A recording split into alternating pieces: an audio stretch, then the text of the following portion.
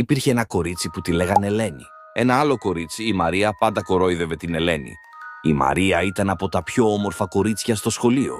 Στο διάλειμμα, η Μαρία κορόιδευε την Ελένη για τα γυαλιά της.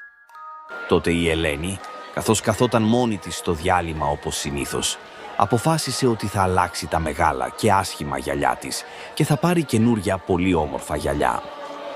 Αργότερα όμως, ένας άγνωστος επιτέθηκε στη Μαρία. Ένα νέο κορίτσι, η Μαρία, δολοφονήθηκε χθες το απόγευμα δίπλα από τη λίμνη. Ο δολοφόνος παραμένει άγνωστος. Την άλλη μέρα στο σχολείο, η Ελένη μιλούσε με την φίλη της, την Άννα. Άκουσες τι έγινε με την Μαρία από το Α3? Όχι, δεν άκουσα τι έγινε. Δολοφονήθηκε! Χθες το απόγευμα, είναι παντού στις ειδήσεις. Αυτό είναι τρομερό. Πρέπει να βρουν ποιος το έκανε. Εννοείται. Επίσης μου αρέσουν τα νέα γυαλιά σου.